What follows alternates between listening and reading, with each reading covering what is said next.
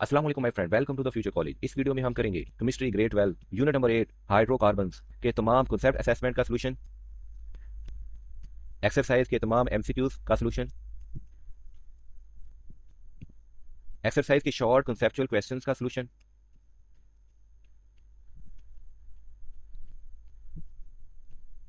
Exercise के long comprehensive question का solution, all in one video. तमाम चीज़ों का डिस्क्रिप्शन में टाइम स्टैम्प दिया गया है। काइंडली आप टाइम स्टैम्प पे क्लिक करें और डायरेक्ट वो चीज़ समझ लें जो चीज़ आप देखना चाहते हैं।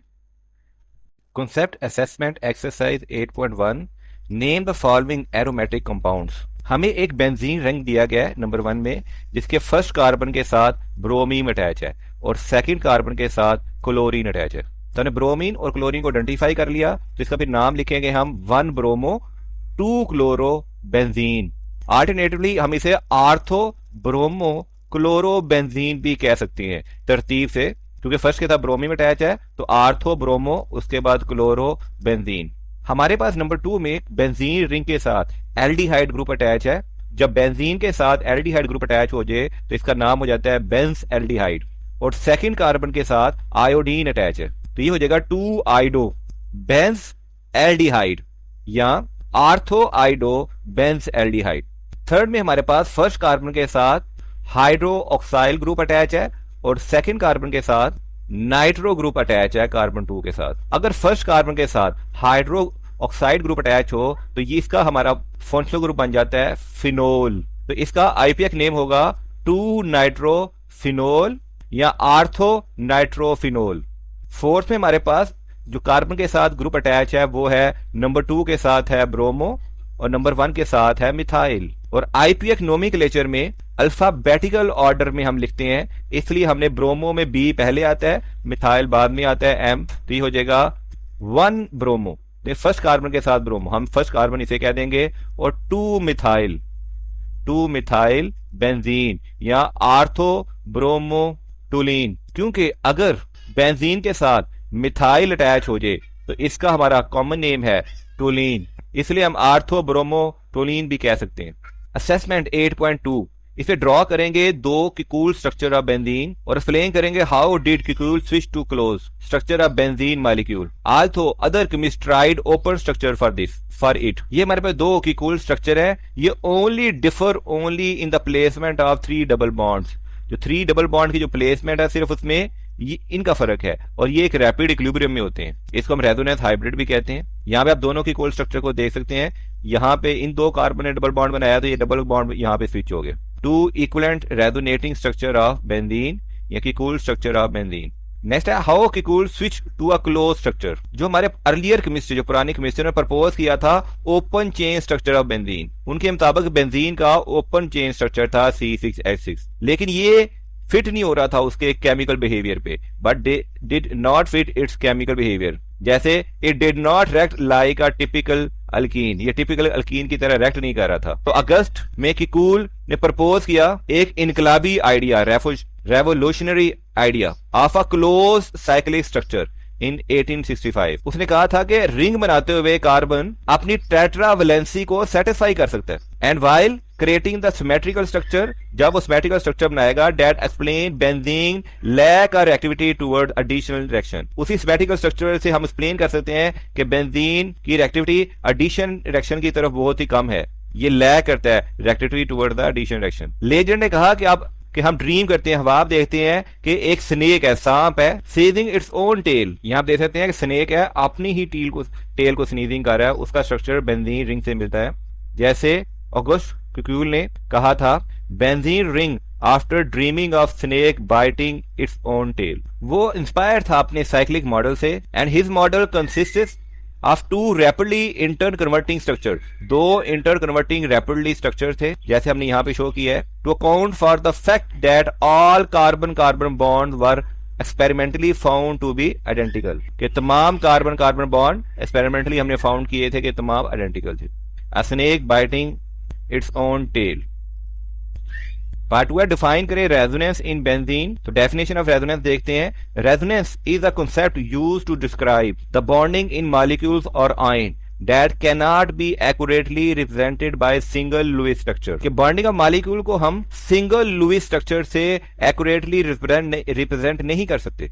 और बेंजीन की सूरत में जो हमारा ट्रू स्ट्रक्चर है is not neither of two Kekule form, ये हमारे दो कीक्यूल फॉर्म थे, इनमें से कोई भी नहीं है, लेकिन ये रेजोनेंस हाइब्रिड है, एक सिंगल स्टेबल स्ट्रक्चर है, that is an average of two contributing structure, जो इन दो कंट्रीब्यूटिंग स्ट्रक्चर का एवरेज है, इनमें से एक स्ट्रक्चर नहीं है, दोनों का ये एवरेज स्ट्रक्चर को कहते हैं रेजोनेंस, जिसमें ये डबल बॉन्ड देखें, डबल बॉन्ड अपनी पोजीशन में स्विच होते रहते हैं। तो resonance hybrid is symbolized by a circle inside the hexagon, एक हमारा हेक्सागोन होता है और इसके अंदर हम तो हेक्सागोन है और इसके अंदर एक सर्कल है, ये रिप्रेजेंट कर रहा है complete delocalization of pi electron over all 6 carbon atoms, कि पाई इलेक्ट्रॉन तमाम 6 कार्बन एटम में डीलोकलाइज है, वो घूम रहा है और डबल बॉन्ड अल्टरनेटिवली शिफ्ट हो रहा है। सेकंड में why benzene exceptionally stable than alkenes, ये अल्कीन्स के मुकाबले में ज्यादा स्टेबल क्यों है? This exceptional stability is called resonance energy, ये एक्सेप्शनल जो स्टेबिलिटी है बेंजीन में इसको कहते हैं रेजोनेंस एनर्जी या एरोमेटिक स्टेबलाइजेशन। एक्सप्लेनेशन देखते हैं। The problem with alkenes, typically alkene like cyclohexene,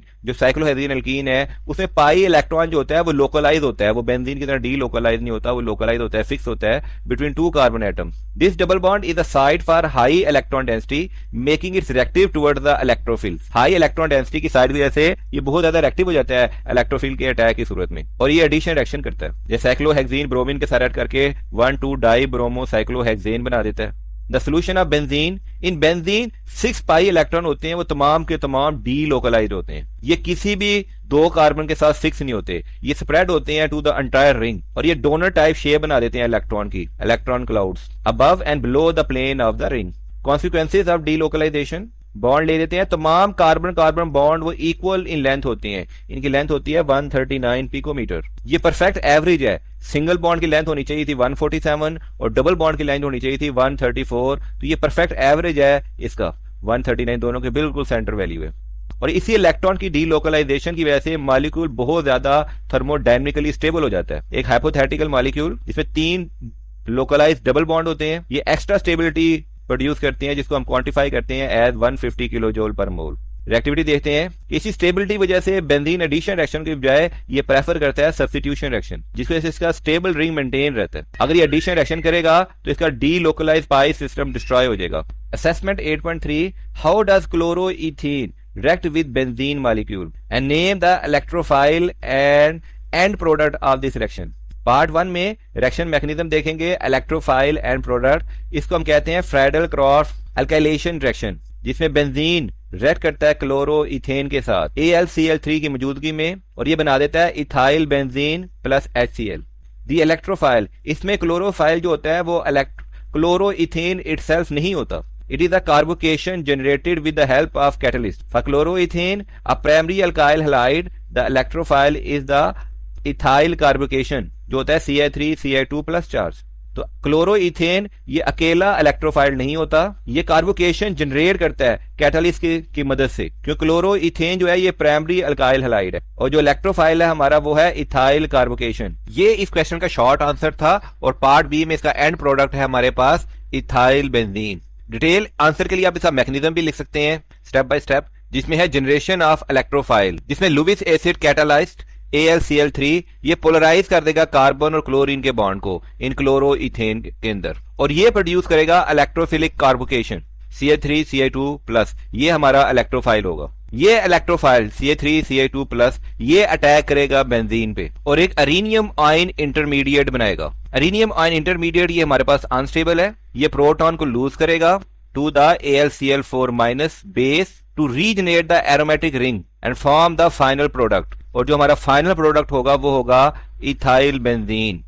question number 2 में है, कौन से 2 role aluminium chloride AlCl3 play करता है इन फ्रेडल क्रॉस अल्काइलेशन में? तो 2 रोल देखते हैं अल्मीनियम क्लोराइड AlCl3 के। पहला है Lewis acid catalyst, it act as a classical Lewis acid by accepting a lone pair of electron from the chlorine atom in the alkyl halide. ये classical Lewis acid की तरह act करेगा और ये accept करेगा लून पेयर ऑफ इलेक्ट्रॉन। किससे लून pair of electron accept करेगा? Chlorine atom से इन अल्काइल हैलाइड, जिसकी वजह से जो कार्बन और क्लोरीन का जो बॉन्ड है वो पोलराइज हो जाएगा, और पोलराइज होने की वजह से जो कार्बन है वो बहुत ज्यादा मजीद इलेक्ट्रोफिलिक बन जाएगा। और सेकंड इसका मेन रोल है electrophile generator.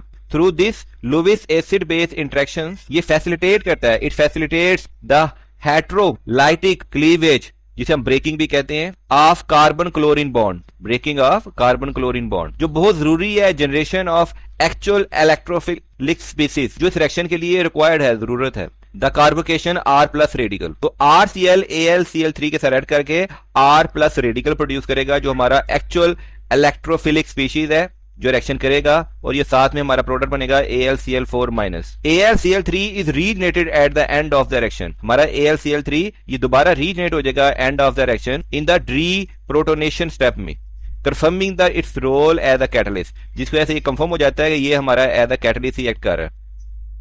Assessment 8.4, why is aldehyde group terms as 3 directing substituent. ये डायरेक्टिंग इफेक्ट, ये सब्स्टिट्यूएंट है, ये डिटरमाइन करता है, और ये डिटरमाइन होता है how it influence the electron density of benzene ring and which in turn stabilize and destabilize the arenium ion intermediate during electrophilic aromatic substitution. अब 3 डायरेक्टिंग सब्स्टिट्यूएंट के लिए हम एल्डिहाइड को टर्म करते हैं, उसमें से फर्स्ट वन देखते हैं, aldehyde group CHO as a meta director substituent can be either electron withdrawing EWG या इलेक्ट्रॉन डोनेटिंग EDG। जो एल्डिहाइड ग्रुप है ये एक स्ट्रॉन्ग इलेक्ट्रॉन विदड्रॉइंग ग्रुप है। इसकी रीजन है कि polarity of carbon and oxygen bond, और इसकी एबिलिटी होती है टू रेजोनेट। मजीद एक्सप्लेनेशन में आप इसका electronic effect, stability of arenium ion intermediate, meta attack is favoured, इसकी एक्सप्लेनेशन आप देख सकते हैं। इलेक्ट्रॉनिक इफेक्ट में जो हमारे पास ऑक्सीजन एटम होता है इसकी ज्यादा इलेक्ट्रोनेगेटिविटी होती है, तो ये पुल कर लेता है इलेक्ट्रॉन को अपनी तरफ at density away from the ring, और इलेक्ट्रॉन की डेंसिटी रिंग से दूर चली जाती है, जिसे कहते हैं inductive effect.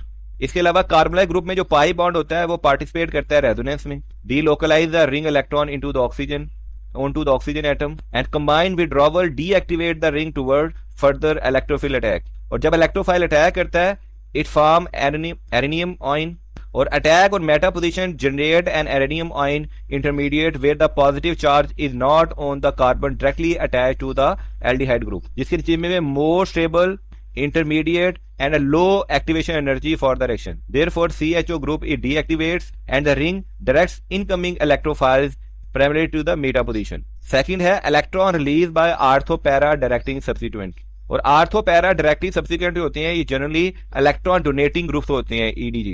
They stabilize the areninium ion intermediate for the attack at the ortho and para position and they release the electron through 2 main mechanisms. जो फर्स्ट है रेजोनेंस इफेक्ट, जिसे कहते हैं pi donation. This is the most common method for strong activators like OH या NH2। This group have a lone pair of electron on the atom attached to the ring. This lone pair can be delocalized into the ring pi system, increase the electron density specifically at the ortho and para positions. जिसकी example में आप ले सकते हैं OH group, जिसे हम कहते हैं phenol. The lone pair on oxygen can resonate, placing a negative charge on the ortho para carbons. This delocalization donate electron density to these positions and strongly stabilize the areninium ion intermediate. If the electrophile attack there, तो lone pair के donation का fraction देखते हैं, C6H5OH ये बनेगा ortho, C6H4H और O यहाँ पे ऑर्थो और यहाँ पे पैरा डायरेक्टिंग ग्रुप बन जाएंगे।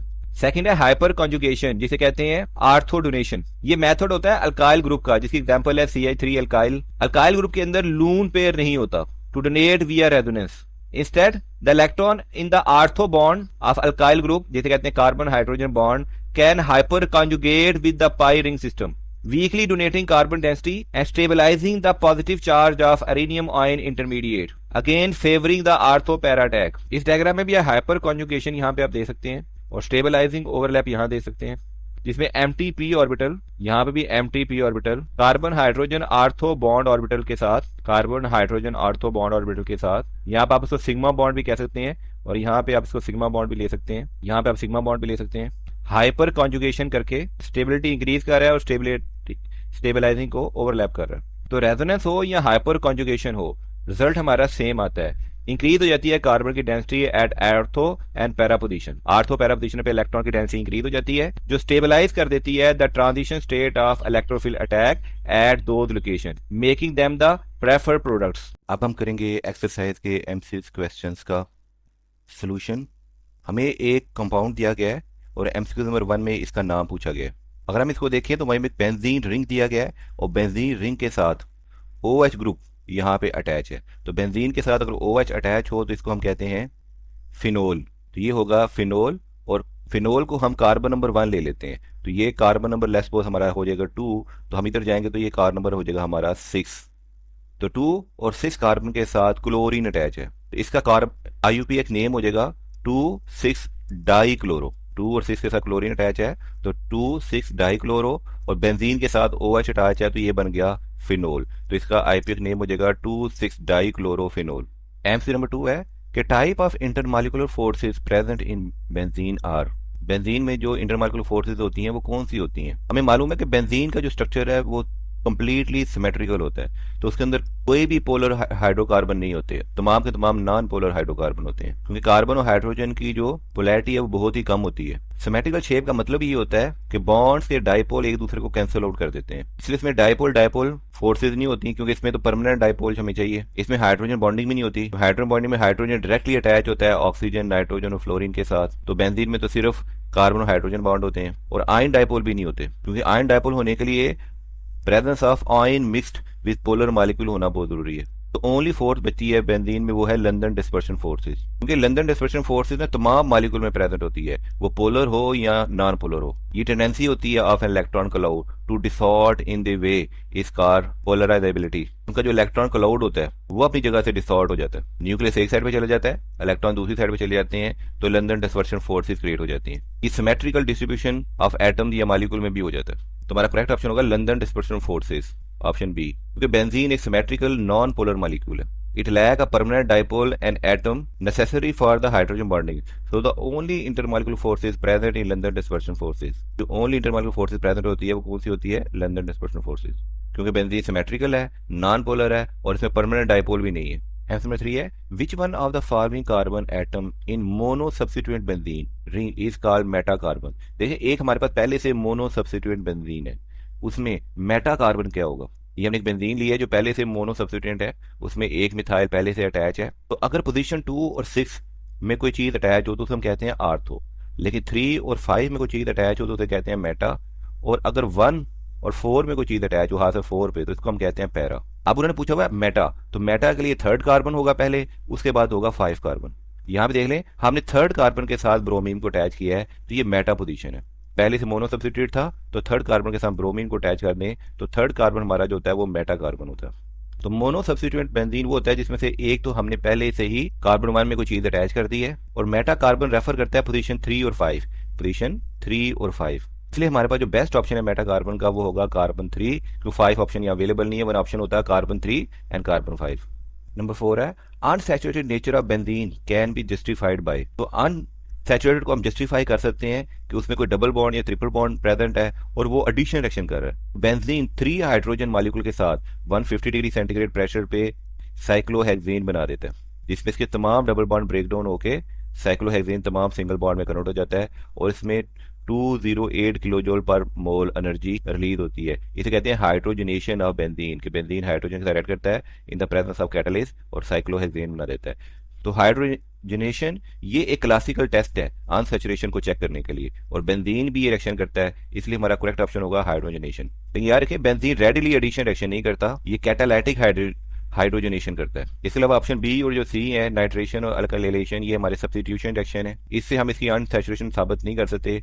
ऑक्सीडेशन को देखा जाए तो बेंजीन रिंग इटसेल्फ ये बहुत ज्यादा रेजिस्टेंट करता है टू ऑक्सीडेशन, तो डबल बॉन्ड की प्रेजेंस के लिए हमारे पास एक ही ऑप्शन बचता है, वो है catalytic hydrogenation of benzene. MC number 5 है which of the following challenges was faced by Kekule structure of benzene. तो कीकूल स्ट्रक्चर ऑफ बेंजीन को जो सबसे बड़ा चैलेंज पेश आया था वो था कि benzene is less reactive than alkenes, option B.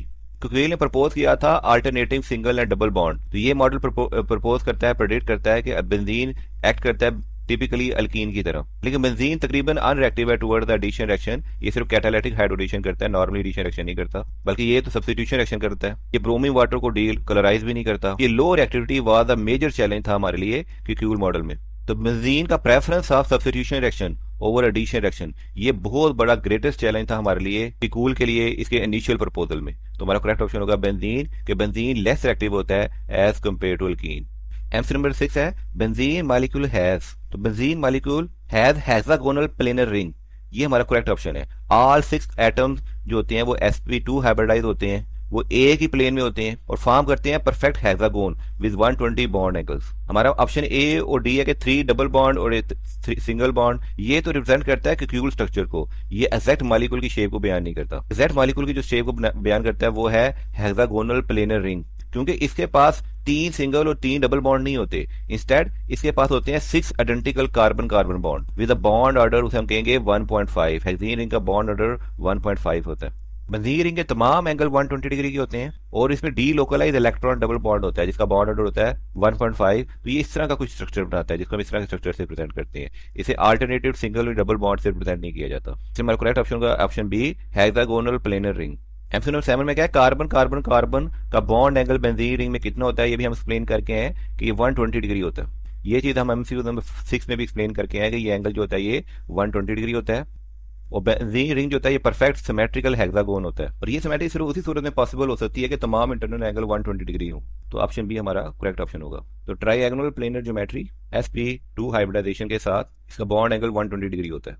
MC number 8 है delocalization of pi electron in benzene molecule is because. तो डीलोकलाइजेशन ऑफ पाई इलेक्ट्रॉन होता है बेंजीन में ड्यू टू कि हर कार्बन एटम ने sp2 हाइब्रिडाइजेशन की होती है। ये हम देख सकते हैं कि हर कार्बन ने दूसरे कार्बन के साथ sp2 हाइब्रिडाइज ऑर्बिटल बनाया है। इसका टाइप व्यू है, ये close enough to overlap view है। तो sp2 हाइब्रिडाइजेशन की वजह से बेंजीन के अंदर डीलोकलाइजेशन ऑफ पाई इलेक्ट्रॉन होता है। तो डीलोकलाइजेशन रिक्वायर होता है specific electronic structure parallel p orbital that can overlap sideways. ये पैरेलल p ऑर्बिटल हैं जो ओवरलैप हुए हैं साइडवेज में। तो continuous pi overlap around the ring, each carbon must have unhybridized p orbital perpendicular to the plane. यहाँ पे हर orbital, each orbital perpendicular to the plane एक रिंग बना रहा है और कंटिन्यूअसली पाई ऑर्बिटल एक दूसरे के साथ ओवरलैप कर रहा है। तो sp2 हाइब्रिडाइजेशन में leave one unhybridised p orbital on each carbon. These p orbital are parallel and perpendicular to the ring plane, allowing for continuous sideways overlap and delocalization of pi electron. MC number 9 है the electrophile use in bromination of benzene molecule is. जो electrophile use होता है bromination of benzene molecule is वो होता है bromonium ion. इसे typically refer करते हैं bromonium plus in a cyclic intermediate. Example ले लेते हैं in alkene addition. In this context it is understood to mean the bromonium ion precursor which is the electrophile B positive. The catalyst AlBl3 generate this strong electrophile from Br2.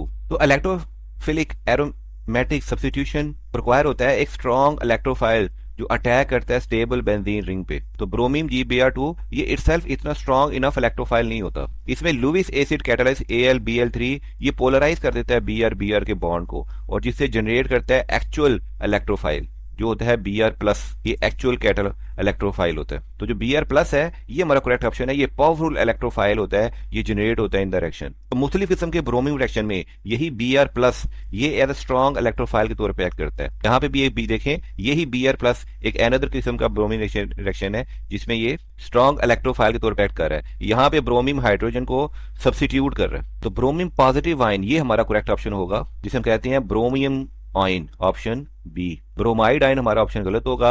AlBl3 ये तो खुद catalyst है और Br2 ये तो हमारा एक reagent है। एमसीक्यू नंबर 10 में है फ्राइडल क्राफ्ट एक्लेशन रिएक्शन में जो इलेक्ट्रोफाइल यूज होता है वो होता है acylium ion, option B. Lewis acid catalyst जो होते हैं वो जनरेट करते हैं stable acylium ion Rc positive double bond O which act as the strong electrophile required for Friedel-Crafts alkylation reaction. Friedel-Crafts alkylation involve the attachment of an alkyl group Rc double bond O to the benzene ring. तो for electrophile generation ये reaction use करता है acid chloride RCOCl and Lewis acid catalyst जिसे कहते हैं AlCl3 और ये catalyst generate करता है एक इलेक्ट्रोफाइल। ये मैं रिएक्शन दिया हुआ है, उसने कैटालिस्ट जो जनरेट किया है वो एक इलेक्ट्रोफाइल, ये इलेक्ट्रोफाइल जनरेट किया है जिसे हम कहते हैं acylium ion, option number B.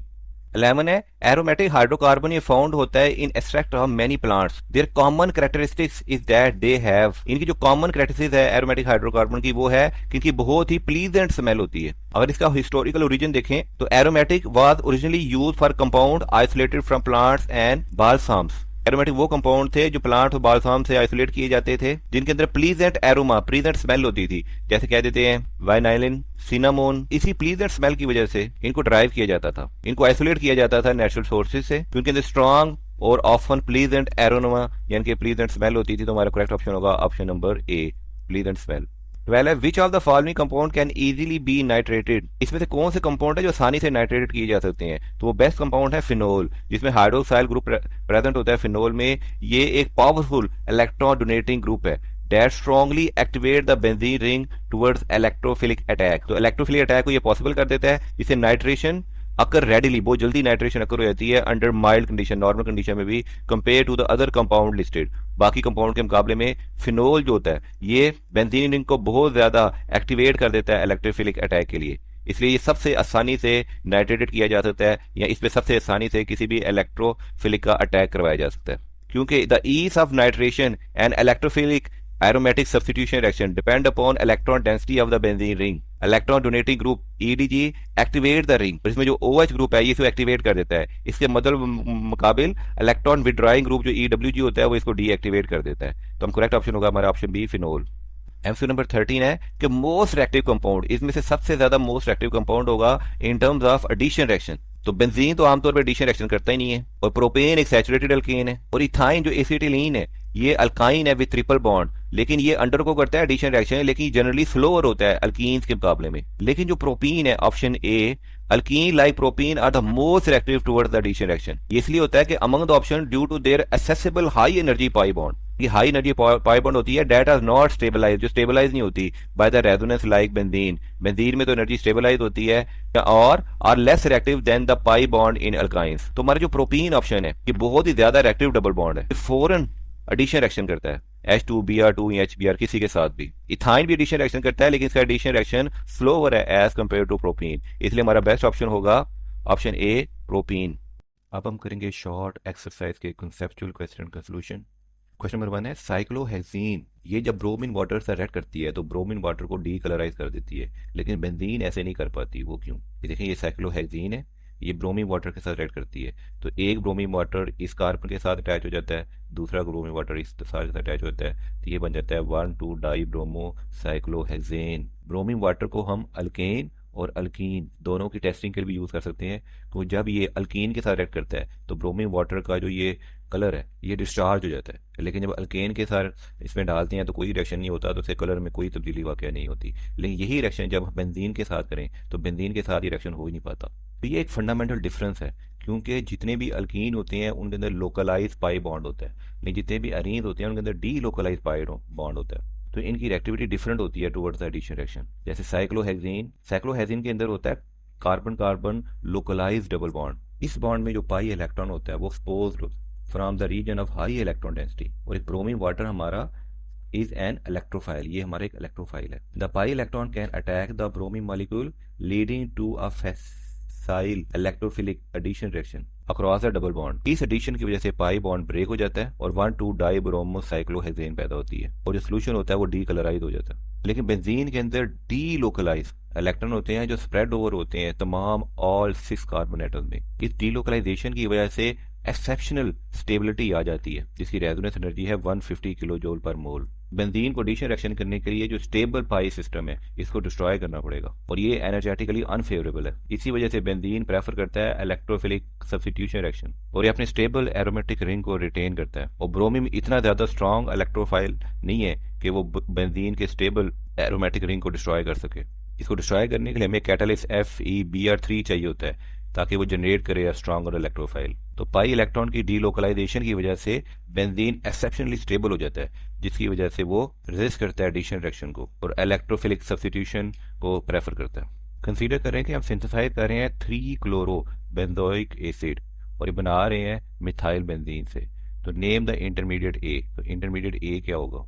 हम सबसे पहले ऑक्सीडाइज करेंगे मिथाइल ग्रुप को कार्बोक्सिलिक एसिड के साथ, जो हमारा मेटा डायरेक्टिंग ग्रुप है। इसके लिए स्ट्रॉन्ग ऑक्सीडाइजिंग एजेंट चाहिए होगा, जो है पोटेशियम परमैंगनेट या पोटेशियम डाइक्रोमेट, और इसको हीट अंडर रिफ्लेक्स भी करना पड़ेगा एसिडिक या अल्कलाइन मीडियम में, जिसकी वजह से स्ट्रॉन्ग ऑक्सीडाइजिंग एजेंट हमें ऑक्सीजन प्रोवाइड करेगा। तो मिथाइल बेंजीन ऑक्सीजन के साथ रिएक्ट होकर बेंजोइक एसिड बना देगा। जो हमारा इंटरमीडिएट ए होगा वो होगा बेंजोइक एसिड। सी में write down the reagent and condition for the reaction 1 and reaction 2। Reaction 1 के रीजेंट और कंडीशन हमने बता दी है। रिएक्शन 2 में हम क्लोरीनेशन करेंगे, बेंजोइक एसिड को हम क्लोरीन के साथ रिएक्ट करेंगे, FeCl3 as a catalyst use होगा। इसके रीजेंट होंगे क्लोरीन और लुविस एसिड कैटलिस्ट, उसमें हम आयरन 3 क्लोराइड यानी कि FeCl3 को यूज़ करेंगे। हम अल्मीनियम क्लोराइड AlCl3 भी यूज़ कर सकते हैं। कंडीशंस, ये रिएक्शन नॉर्मली रूम टेम्परेचर पे हो जाएगा और थोड़ा सा हमें वार्म करना पड़ेगा। जिस एंड प्रोडक्ट होगा मेटा क्लोरो या 3 क्लोरो बेंजोइक एसिड। तो ये इसके रिएक्शन 1 और रिएक्शन 2 के रीजेंट और कंडीशन दे दी हमने। क्वेश्चन 3 में प्रेडिक्ट करें the products and the structured formula of the following chemical reactions of benzene. हमारा जो फर्स्ट रिएक्शन है इसमें क्लोरीनेशन हो रही है बेंजीन की और AlCl3 हमारा कैटलिस्ट है। तो बेंजीन की क्लोरीनेशन होगी जिसमें AlCl3 फ्राइडल क्रॉफ हैलोजिनेशन रिएक्शन में कैटलिस्ट के तौर पे एक्ट करेगा और ये सब्स्टिट्यूएंट के तौर पे काम करेगा। सॉरी, क्लोरीन सब्स्टिट्यूएंट करेगा और ये सब्स्टिट्यूशन रिएक्शन करेगा। हमारा एंड प्रोडक्ट होगा क्लोरोबेंजीन और साथ में HCl प्रोड्यूस होगा। तो प्रोडक्ट A होगा हमारा क्लोरोबेंजीन। तो स्ट्रक्चर फार्मा पे हम बेंजीन बनाएं, साथ में रिएक्शन लिखें तो यहाँ बना दें क्लोरोबेंजीन, बेंजीन की रिंग के साथ क्लोरीन अटैच कर दें। यहाँ पे आप इसका स्ट्रक्चर फार्मूला दे सकते हैं क्लोरोबेंजीन प्लस HCl, जब बेंजीन क्लोरीन के साथ रिएक्ट कर। अब हम क्लोरोबेंजीन को रिएक्ट करवाएंगे HNO3 H2SO4 और 55 डिग्री सेंटीग्रेड पे। तो ये बनेगा हमारा आर्थो नाइट्रोक्लोरोबेंजीन और पैरा नाइट्रोक्लोरोबेंजीन। 1 क्लोरोबेंजीन जब HNO3 के साथ H2SO4 और हीट की मौजूदगी में रिएक्ट करेगा तो ये बनेगा 2 क्लोरो नाइट्रोबेंजीन जिसे हम कहते हैं आर्थो। या आर्थो नाइट्रोक्लोरोबेंजीन भी इसी का ही नाम है। या 4 क्लोरो नाइट्रोबेंजीन पैरा या पैरा नाइट्रोक्लोरोबेंजीन। इसमें जो पैरा आइसोमर होगा वो उसके अंदर लेस स्टेरिकली हाइड्रेंट होगी, तो ये ज़्यादा हमारा मेजर प्रोडक्ट होगा। ये इसका स्ट्रक्चर फार्मूला होगा। तो पार्ट बी में आएगा प्राइमरी होगा 1 क्लोरो, यहाँ से शुरू करेंगे 1 क्लोरो 4 नाइट्रोबेंजीन पैरा आइसोमर। इसके साथ कुछ मिकदार में 1 क्लोरो 2 नाइट्रोबेंजीन भी होगा। तो ये 2 नाइट्रोबेंजीन का स्ट्रक्चर फार्मूला यहाँ भी दे सकते हैं और यहाँ भी दे सकते हैं। ये क्वेश्चन सॉल्व हो गया। 4 है Friedel Crafts acylation of benzene में एल्यूमिनियम क्लोराइड AlCl3 ऐड करता है लुविस एसिड। इस स्टेटमेंट को जस्टिफाई करें। की कॉन्सेप्ट में देखते हैं कि Lewis acid is a species that accept a pair of electron. This question test the mechanistic role of catalyst. और AlCl3 जस्टिफाई करता है इसका role as a Lewis acid by accepting a lone pair of electron from the chlorine atom of acid chloride RCOCl. This electron acceptance polarizes the carbon chlorine bond and lead to formation of reactive actinium ion electrophile Rc plus double bond O, which is then attacked by benzene. अगर theoretical explanation में देखा जाए तो Friedl क्रॉफ एसिलाइजेशन में जो electrophile होता है acylium the reagent and acid chloride वो इतना स्ट्रॉन्ग नहीं होता, is not strong enough electrophile on its own to attack the stable benzene ring. वो इतना स्ट्रॉन्ग नहीं होता कि अपने खुद से वो बेंजीन रिंग पे अटैक कर दे। और AlCl3 का इनकम्प्लीट ऑक्टेट होता है, एम्प्टी p ऑर्बिटल होता है, act as Lewis acid. It accept a lone pair of electron from the chlorine atom of acid chloride. This create a Lewis acid base complex. This interaction polarize the carbon chlorine bond and ultimately lead its to a heterolytic cleavage generating a powerful electrophile required for the reaction helium ion Rc plus double bond O। तो reaction की justification ये है कि Rc double bond O chlorine जब AlCl3 के साथ react करेगा तो R single bond carbon plus double bond O acylium ion बनाएगा और साथ में AlCl4 नेगेटिव आयन बनाएगा। तो by accepting the lone pair acting as the Lewis acid AlCl3 facilitate करेगा जनरेशन ऑफ इलेक्ट्रोफाइल। तो इसने फैसिलिटेट किया कि एक इलेक्ट्रोफाइल को यहाँ पे जनरेट किया जाए, लेकिन रिएक्शन के एंड में ही अपने आप को रीजनरेट कर लेगा by deprotonates the actinium ion intermediate. ये अपने आप को डीप्रोटोनेट्स करके रीजनरेट कर लेगा, तो ये कंफर्म कर लेगा कि ये as a catalytic role play कर रहा है। क्वेश्चन 5 है explain the difference between hydrogenation of benzene when reacted with chlorine and AlCl3 and chlorine and UV light. Question number 3 में बेंजीन का रिएक्शन क्लोरीन AlCl3 की मौजूदगी में हम तफसील से एक्सप्लेन करके आ चुके हैं, काइंडली ये जरूर देख लीजिएगा। और बेंजीन का अल्ट्रा वायलेट हीट की मौजूदगी में रिएक्शन, इसमें 3 क्लोरीन बेंजीन के साथ रिएक्ट करते हैं तो तमाम डीलोकलाइज इलेक्ट्रॉन के डबल बॉन्ड टूट जाते हैं और क्लोरीन तमाम कोनों में ऐड हो जाती है। तो ये बन जाती है बेंजीन हेक्साक्लोराइड। तो बेंजीन जब एनहाइड AlCl3 की मौजूदगी में क्लोरीन से रिएक्ट करती है तो ये सब्स्टिट्यूशन रिएक्शन करती है, जबकि सनलाइट में जब 3Cl2 के साथ रिएक्ट करती है तो ये एडिशन रिएक्शन करती है। तो डिफरेंस में मैकेनिज्म देखते हैं। बेंजीन Cl2 AlCl3 से जब रिएक्ट करेगी तो एरोमेटिक सब्स्टिट्यूशन करेगी, जब बेंजीन अल्ट्रावायलेट लाइट की मौजूदगी में क्लोरीन से रिएक्ट करेगी तो फ्री रेडिकल सब्स्टिट्यूशन या एडिशन रिएक्शन करेगी। और इलेक्ट्रोफाइल में इसमें क्रोमियम आयन होगा, सॉरी क्लोरोनियम आयन होगा और इसमें क्लोरीन एज अ रेडिकल होगा। रोल ऑफ रीजन में AlCl3 ये एक्ट करेगा as a Lewis acid catalyst और यहाँ पे अल्ट्रा वायलेट लाइट प्रोवाइड करेगी energy for homolytic fission of chlorine. Product में क्लोरोबेंजीन और इसकी हेक्सा क्लोरोसाइक्लोहेक्सेन बनेगा। In addition key point substitution aromaticity is retained. Addition में aromaticity is destroyed. This is not a typical reaction for benzene and require vigorous condition. ये कोई typical reaction नहीं होता benzene का, इसके लिए बहुत ही vigorous condition चाहिए reaction करवाने के लिए। इसमें आप देख सकते हैं कि इसका aromatic ring जो है वो retain किया हुआ है, यहाँ पे aromatic ring destroy हो गया और ये reaction करवाने के लिए हमें बहुत ही vigorous condition चाहिए। नॉर्मली बेंजीन ये reaction करता नहीं है। तो क्लोरीन और AlCl3 में AlCl3 एक्ट करता है लुईस एसिड, वो जनरेट करता है क्लोरीन इलेक्ट्रोफाइल और बेंजीन अंडरगो करता है electrophile substitution reaction. Chlorine ultraviolet light में अल्ट्रावायलेट लाइट प्रोवाइड करती है एनर्जी जो क्लोरीन क्लोरीन बॉन्ड को हाइमोलाइटिकली ब्रेक डाउन कर देती है और क्लोरीन रेडिकल पैदा करती है। फिर फ्री रेडिकल चेन रिएक्शन शुरू हो जाता है। इसमें सब्स्टिट्यूशन रिएक्शन के बजाय रेडिकल ऐड होना शुरू हो जाते हैं अक्रॉस द डबल बॉन्ड और ये रिएक्शन उस वक्त चलता रहता है जब तक 6 के 6 पाई बॉन्ड सैचुरेट नहीं हो जाते और सब में रेडिकल ऐड नहीं हो जाता, जिसके आउटपुट पे हमारा हेक्सा क्लोरोसाइक्लोहेक्सेन बन जाता है और इस रिएक्शन में हमारा डिस्ट्रॉय हो जाता है एरोमेटिसिटी, जो एरोमेटिक रिंग है वो डिस्ट्रॉय हो जाता है। इसे हम कहते हैं फ्री रेडिकल एडिशन रिएक्शन या free radical chain reaction. Question 6 है, एक्सप्लेन करें how is arenium ion form in electrophilic substitution reaction of benzene. Arenium ion कैसे बनता है electrophile substitution reaction of benzene में। The arenium ion or sigma complex is the key intermediate in electrophilic aromatic substitution. इसका mechanism देखते हैं। सबसे पहले electrophile की जनरेशन होती है। First a strong electrophile E+ is generated by the reagent catalyst system. Example NO2+ हो सकता है फ्रॉम HNO3, H2SO4 या Br+ होता है फ्रॉम Br2 या FeBr3। तो किसी भी कैटलिस्ट सिस्टम या रीजेंट से सबसे पहले तो स्ट्रॉन्ग इलेक्ट्रोफाइल जनरेट होगा। NO2+ आयन जनरेट हो सकता है HNO3 से या ब्रोमीन+ आयन जनरेट हो सकता है Br2 से या FeBr3 से। तो जब हमने स्ट्रॉन्ग इलेक्ट्रोफिल जनरेट कर लिया उसके बाद वो स्ट्रॉन्ग इलेक्ट्रोफिल अटैक करेगा on the pi electron cloud. The benzene rings delocalized pi electron are exposed above and below the plane of the ring. These electrons act as a nucleophile. तो ये benzene ring expose हो जाएगा to electrophile और attack होगा, attack of electrophile by aromatic pi bond. देख सकते हैं कि इलेक्ट्रोफाइल अटैक कर रहा है इस पाई बॉन्ड पे, या ये भी एक इलेक्ट्रोफाइल है जो जनरेट हुआ था। HNO3 से इलेक्ट्रोफाइल NO2+ जनरेट हुआ था, ये अटैक कर रहा है बेंजीन रिंग पे। H2SO4 से ये जो हमारा इलेक्ट्रोफाइल जनरेट हुआ था ये अटैक कर रहा है। यहाँ पे Br2 से Br जो जनरेट हुआ था वो इलेक्ट्रोफाइल इस पे अटैक कर रहा है। ये मुख्तलिफ एग्जाम्पल्स हैं जिसमें इलेक्ट्रोफाइल एक्सपोज हो जाएगा और अटैक करेगा by aromatic pi bond. Third में फॉर्मेशन ऑफ एरेनियम आयन।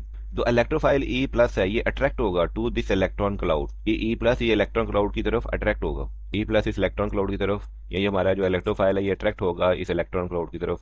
यहाँ भी ये सब इलेक्ट्रॉन क्लाउड की तरफ अट्रैक्ट होंगे। तो 2 electron from the benzene pi system form a new sigma bond between electrophile and 1 carbon atom of the ring। 2 electron इस इलेक्ट्रोफाइल के साथ यहाँ पे सिग्मा बॉन्ड बना लेंगे। यहाँ भी इलेक्ट्रोफाइल यहाँ पे 2 इलेक्ट्रॉन के साथ मिलकर सिग्मा बॉन्ड बना लेगा। ये तो जनरल मैकेनिज्म है, एक्चुअल में देखें ये इलेक्ट्रोफाइल है, ये इस 2 इलेक्ट्रॉन के साथ यहाँ पे सिग्मा बॉन्ड बना लेगा। यहाँ भी जो हमारा इलेक्ट्रोफाइल है यहाँ पे 2 इलेक्ट्रॉन के साथ एक सिग्मा बॉन्ड बना लेगा और ये भी जाके यहाँ पे इसके साथ सिग्मा बॉन्ड बना लेगा। ये स्टेप हमारा एंडोथर्मिक होगा and has a high energy barrier because it disrupts the aromaticity of the ring। तो structure of intermediate देखेंगे तो वो कार्बन that was attack, उसका एग्जांपल ले लेते हैं, कार्बन 1 था, चेंज इस हाइब्रिडाइजेशन, उसकी हाइब्रिडाइजेशन तब्दील हो जाएगी फ्रॉम sp2 से sp3 और जब उसकी हाइब्रिडाइजेशन sp2 से sp3 हो जाएगी तो ये ब्रेक हो जाएगा उसका साइक्लिक कंजुगेशन, उसकी जो साइक्लिक कंजुगेशन है वो टूट जाएगी। The ring no contain a positively charge carbon sp3। अब इस रिंग के अंदर एक पॉजिटिवली चार्ज कार्बन होगा sp3। यहाँ देखें यहाँ पे एक पॉजिटिवली चार्ज कार्बन sp3, यहाँ पे भी एक पॉजिटिवली चार्ज कार्बन sp3 और यहाँ पे भी देखिए ये रेजोनेंस शो कर रहे हैं एरोमेटिक आयन कि यहाँ पे या यहाँ पे या यहाँ पे एक पॉजिटिवली चार्ज कार्बन होगा sp3 और ये हमारी मुख्तलिफ रेजोनेंस स्ट्रक्चर है। तो ये एरेनियम आयन हो सकता है, किसी भी कंडीशन पे पॉजिटिव चार्ज हो सकता है, यहाँ पे हो सकता है, यहाँ पे हो सकता है, यहाँ पे हो सकता है और ये हमारा नेट हमारा एरेनियम आयन तैयार हो जाएगा। यहाँ पे देखिए ये हमारा एरेनियम आयन है, इसमें यहाँ पे पॉजिटिव चार्ज शो किया गया, ये हमारा एरेनियम आयन है, यहाँ पे इसका पॉजिटिव चार्ज शो किया गया। And only 4 pi electron delocalize over 5 carbon. This positively charge non aromatic intermediate is called arenium ion या सिग्मा कॉम्प्लेक्स। यही positively charge non aromatic intermediate जो बना है इसी को हम एरेनियम आयन या सिग्मा कॉम्प्लेक्स कहते हैं। तो ये हमारा है एरेनियम आयन या सिग्मा कॉम्प्लेक्स। यहाँ पे ये हमारा एरेनियम आयन है ये वाला, यहाँ पे ये वाला एरेनियम आयन है, इसे सिग्मा कॉम्प्लेक्स कहते हैं। यहाँ पे ये है और यहाँ पे ये एरिनियम आयन सिग्मा कॉम्प्लेक्स है। ये पॉजिटिव चार्ज ये डीलोकलाइज होगा over several atom in the ring, mainly ortho या पैरा पोजीशन पे हो सकता है, to the attack carbon which provide some stability to the otherwise high energy intermediate. So arenine ion is formed when strong electrophile attack to the electron rich pi system of benzene. Two electrons from the delocalizing ring form a sigma bond with the electrophile. This disrupts the aromaticity, converting one carbon to sp3 hybridization and creating a cyclic positively charged non-aromatic intermediate where the charge is delocalized over the ortho and para carbon atoms. Question 7 है, state the difference between the substitution reaction of alkanes and benzene. तो free radical substitution reaction of alkane with electrophilic substitution of benzene के दरमियान हम difference देखेंगे। Mechanism, free radical substitution reaction होता है alkane पे, जबकि बेंजीन में इलेक्ट्रोफिलिक एरोमेटिक सब्स्टिट्यूशन होती है। रेक्टिव स्पीशीज में देखें, इसमें radicals chlorine radical bromine plus radical होती हैं, इसमें इलेक्ट्रोफाइल्स होती है chlorine plus NO2 plus R plus, इसमें इलेक्ट्रोफाइल्स होते हैं और अल्केन में रेडिकल्स होते हैं। इनिशिएशन देखते हैं। अल्केन्स की सब्स्टिट्यूशन के लिए अल्ट्रावायलेट लाइट चाहिए होती है या हीट चाहिए होती है फॉर होमोलाइटिक क्लीवेज। बेंजीन में सब्स्टिट्यूशन रिएक्शन के लिए लुविस एसिड कैटलिस्ट चाहिए होता है, जिसकी एग्जांपल है AlCl3, ताकि जनरेट कर सके कोई इलेक्ट्रोफाइल। और इंटरमीडिएट में देखते हैं, इसमें कार्बन फ्री रेडिकल चाहिए होता है, जैसे CH3 plus CH2C radical, CH2CH3 radical. Substituted benzene में अरेनियम आयन चाहिए होता है, जो हम लास्ट क्वेश्चन पढ़ के हैं, जिसे सिग्मा कॉम्प्लेक्स भी कहते हैं। प्रोडक्ट डिस्ट्रीब्यूशन में often give a mixture of mono और पॉली सब्स्टिट्यूटेड प्रोडक्ट्स। इसे मोनो या पॉली सब्स्टिट्यूटेड के प्रोडक्ट्स मिलते हैं या आइसोमर्स भी मिल सकते हैं अगर पॉसिबल हो तो, लेकिन बेंजीन की सब्स्टिट्यूशन में ये देता है primarily mono substituted products due to deactivation after first substitution. इसे मोनो और पॉली सब्स्टिट्यूटेड दोनों मिल सकते हैं, लेकिन इसमें सिर्फ और सिर्फ मोनो बनता है, क्योंकि पहली सब्स्टिट्यूशन के बाद ये दोबारा डीएक्टिवेट हो जाता है, जिसकी वजह से पॉली सब्स्टिट्यूटेड बेंजीन इसमें आमतौर पर नहीं मिलता, इसके चांसेस बहुत कम होते हैं। Driving force, relative stability of intermediate free radicals and exceptional stability of the aromatic product. So primary difference lies in the mechanism. Alkanes undergo free radical substitution initiated by ultraviolet light involving radical intermediates. If we see the benzene undergo electrophilic substitution, required a Lewis acid catalyst to generate electrophilic intermediate E+ and proceeding through an areninum ion intermediate. The reactions are fundamentally different in their initiation, condition, reactive species, and mechanism. Question 8 है, explain the structure of benzene with the help of atomic orbital treatment. तो atomic orbital treatment देखेंगे। Hybridization. Each carbon atom in benzene is sp2 hybridized. sp2 hybridization result in 3 sp2 hybridized orbital and 1 unhybridized 2p orbital. The sigma framework, 3 sp2 orbital are used to form 2 carbon-carbon sigma bond with adjacent carbon atoms and 1 carbon hydrogen sigma bond with hydrogen atom. यहाँ पे आप देख सकते हैं कि तमाम के तमाम कार्बन जो होंगे वो sp2 हाइब्रिडाइज करेंगे और एक कार्बन दूसरे कार्बन के साथ और एक कार्बन इस कार्बन के साथ ये sp2 के हाइब्रिडाइजेशन के बाद सिग्मा बॉन्ड बनाएगा और ये कार्बन इस हाइड्रोजन के साथ यहाँ भी सिग्मा बॉन्ड बनाएगा, जिसकी वजह से ये क्रिएट करेंगे प्लेनर हेक्सागोनल रिंग जिसका बॉन्ड एंगल होगा 120 degree. Planar hexagonal ring create करेंगे जिसका बॉन्ड एंगल होगा 120 डिग्री। यहाँ भी आप देख सकते हैं तमाम sp2 हाइब्रिडाइजेशन है, आपस में दो सिग्मा बॉन्ड बनाए हुए हैं, इनका बॉन्ड एंगल है 120 डिग्री। ये sp2 हाइब्रिडाइजेशन हुई है, यहाँ पे भी sp2 यहाँ भी sp2 और आपस में इन्होंने सिग्मा बॉन्ड बनाए हुए हैं।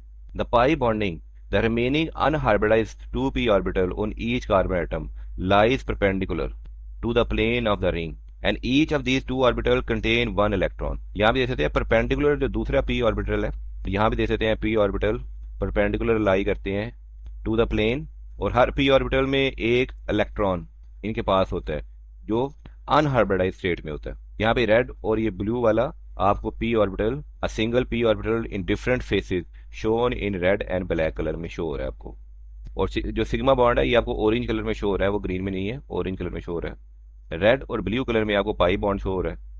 तो 6p orbital combine to give 3 bonding orbital with 6 pi electron and 2 non bonding या 2 एंटी बॉन्डिंग ऑर्बिटल। ये 6p ऑर्बिटल जो होंगे ये कंबाइन होंगे और 3 बॉन्डिंग ऑर्बिटल देंगे विद 6 पाई इलेक्ट्रॉन और 2 नॉन बॉन्डिंग या 2 एंटी बॉन्डिंग ऑर्बिटल देंगे। Orbital with same energy are degenerated, और जो सेम जेनेरेटी के ऑर्बिटल होंगे वो डीजनरेट हो जाएंगे। यहाँ देख सकते हैं पाई मॉलिक्यूलर ऑर्बिट ऑफ बेंजीन, ये हमारे एंटी बॉन्डिंग है और ये हमारे बॉन्डिंग है और ये डीजनरेट हो गए। और पी ऑर्बिटल में जो एक फ्री इलेक्ट्रॉन है वो डी लोकलाइज इलेक्ट्रॉन होगा यहाँ पे, और ये आपस में 1.5 कोवलेंट बॉन्ड का स्ट्रक्चर बनाता है, डोनट लाइक शेप देगा हमें, जिसके इसकी स्टेबिलिटी बहुत ज्यादा इंक्रीज हो जाएगी। देख सकते हैं कि अगर कार्बन कार्बन सिंगल बॉन्ड बनाए तो उसकी लेंथ होती है 1.54 एंगस्ट्रॉम, और कार्बन कार्बन अगर डबल बॉन्ड बनाए तो उसकी लेंथ होती है 1.30 एंगस्ट्रॉम। लेकिन बेंजीन में जो बना हुआ डी लोकलाइज बॉन्ड, इसकी लेंथ है 1.39 एंगस्ट्रॉम। तो कार्बन कार्बन बॉन्ड जो बेंजीन में बना है वो ना तो डबल बॉन्ड है ना ही सिंगल बॉन्ड है, ये एक पार्शियल डबल बॉन्ड कहते हैं इसे हम, जिसकी लेंथ होती है 1.39 एंगस्ट्रॉम। क्वेश्चन 9 है, how can unhybridized 2p orbital of benzene adopt a donut shape, show diagram.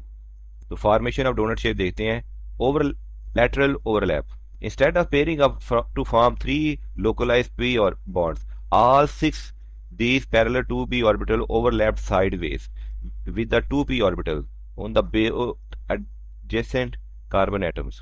3 localized pi bond बनाने के बजाय तमाम 6 जो 2p ऑर्बिटल की होती हैं ये आपस में साइडवेज ओवरलैप करते हैं। ये तमाम के तमाम 2p ऑर्बिटल हैं, ये साइडवेज ओवरलैप करते हैं, जिसकी वजह से ना तो सिंगल कोवलेंट बॉन्ड बनाते हैं ना डबल कोवलेंट बनाते हैं, इनके mid way partial double covalent bond बनाते हैं। तमाम के तमाम ये 6 के 6 इलेक्ट्रॉन आपस में मिलके एक डी लोकलाइज इलेक्ट्रॉन का पार्शियल डबल कोवलेंट बॉन्ड बनाते हैं। Continuous pi cloud, this create a single continuous pi molecular orbital that encompasses all 6 carbon atom. The 6 electron are delocalized over this entire ring system, and meaning they do not associate with any specific bond but belong to molecule as a whole. इसका मतलब है कि 6 जो electron है तमाम के तमाम delocalise है, वो किसी एक बॉन्ड के साथ स्पेसिफिक नहीं है, बल्कि वो तमाम के मालिक्यूल के साथ एज अ होल बिलोंग करते हैं, जिसकी वजह से उनकी डोनट टाइप शेप बन जाती है। The doughnut, this delocalize electron cloud has a specific shape, it form a torus doughnut shape cloud above the plane of the ring and another identical one below the plane of the ring। ये donut shape बनेगी, एक above the plane of ring जो हमें इसे red colour में show किया हुआ है, और एक below the plane of the ring जिसे हमने ब्लू कलर में शो किया है। यहाँ हम देख सकते हैं ये प्लेन ऑफ रिंग है, इसके above और below हमने 2 डोनट टाइप शेप मिलती हैं। यहाँ भी देख सकते हैं ऊपर येलो नीचे ब्लू, 2 डोनट टाइप शेप मिलती हैं above the plane of the ring, and ये above वाले हैं ये, and below the plane of the ring ये below वाले हैं। तो जो सिग्मा बॉन्ड है कार्बन का वो इन द स्केलेटन वो सैंडविच की तरह बन जाता है बिटवीन द 2 रिंग्स, ये 2 जो डोनट रिंग है ऑफ इलेक्ट्रॉन डेंसिटी, और जो सिग्मा बॉन्ड है ये दरमियान में आ जाता है। यहाँ पे ये देखें सिग्मा बॉन्ड दरमियान में आ जाता है और ये सैंडविच की तरह बन जाता है 2 डोनट रिंग्स के दरमियान। ये देखें यहाँ पे आपको ये सिग्मा बॉन्ड का रिंग नजर आ रहा होगा, ये 2 डोनट रिंग के दरमियान सैंडविच की तरह बन जाता है। अब हम करेंगे लॉन्ग कॉम्प्रहेंसिव क्वेश्चन का सोल्यूशन। लॉन्ग क्वेश्चन नंबर 1 है, बेंजीन रेड कर रहा है with bromine, right the balance chemical equation. तो बेंजीन है, ये ब्रोमीन से रेड करेगा, कैटालिस्ट यूज होगा और ब्रोमो बेंजीन और HBr गैस प्रोड्यूस होगी। तफसील से रिएक्शन देखें तो बेंजीन इसमें कैटालिस्ट FeBr3 या AlBr3 यूज हो सकते हैं, हैलोजन कैरियर कैटालिस्ट यूज होंगे, ब्रोमो बेंजीन बनेगी और साथ में हाइड्रोजन ब्रोमाइड बनेगा। यहाँ भी आप देख सकते हैं कि ये बेंजीन Br2 से कैटालाइज करते हुए इलेक्ट्रोफिल एरोमेटिक सब्स्टिट्यूशन रिएक्शन करेगा, ब्रोमो बेंजीन और HBr बनाएगा। सेकंड पार्ट है name the catalyst use. The catalyst use is Lewis acid, इसमें लुइस एसिड जरा कैटालिस्ट यूज होगा। नॉर्मल जो हम कैटालिस्ट यूज करते हैं वो आयरन 3 ब्रोमाइड है FeBr3। ये FeBr3 एक नॉर्मल कैटालिस्ट है, नॉर्मल यूज करते हैं, वरना AlBl3 भी यूज हो सकता है। It can be added directly और generated in C2 by adding iron filing to bromine which react to form FeBr3। Bromine में Fe ऐड करके भी FeBr3 बना सकते हैं, तो हमारा कैटालिस्ट होगा FeBr3 या सेकंड कैटालिस्ट हो सकता है AlBr3। थर्ड है, what is the visual observation during the reaction. तो विजुअल ऑब्जर्वेशन देखते हैं, the most notable visual observation is the disappearance of reddish brown colour of bromine. Bromine water का जो रेडिश ब्राउन कलर होगा वो D colourise हो जाएगा, जब भी वो अल्कीन या बेंजीन के साथ रिएक्ट करेगा तो उसका जो कलर है रेडिश ब्राउन कलर ये खत्म हो जाएगा। As it is consume in the reaction simultaneously fume of hydrogen bromide gas are evolve. यहाँ देखते हैं हाइड्रोजन ब्रोमाइड गैस के जो फ्यूम होंगे ये निकलेंगे, which can be observed as the mist और fume around the reaction vessel. HBr is also acidic and will turn moist blue litmus paper red। और HBr जो है ये एसिडिक होंगे, तो अगर ब्लू लिटमस पेपर यहाँ पे रखा जाएगा गीले ब्लू लिटमस पेपर को तो वो रेड हो जाएगा। बेंजीन हमारा स्टेबल एरोमेटिक कंपाउंड है, ये not attack by molecular bromine, इसको अटैक करने के के लिए हमें लुईस कैटलिस्ट FeBr3 जरूरत होगा, जो पोलराइज कर देगा Br बॉन्ड को और जनरेट करेगा स्ट्रॉन्ग इलेक्ट्रोफाइल Br+। ये इलेक्ट्रोफाइल अटैक करेगा इलेक्ट्रॉन रिच बेंजीन रिंग पे, जो लीड करेगा to substitution and formation of bromo benzene NHBr। और decolorization indicate the consumption of bromine, confirming the reaction in progress. Benzene also react with halogenolcanes to name the catalyst used.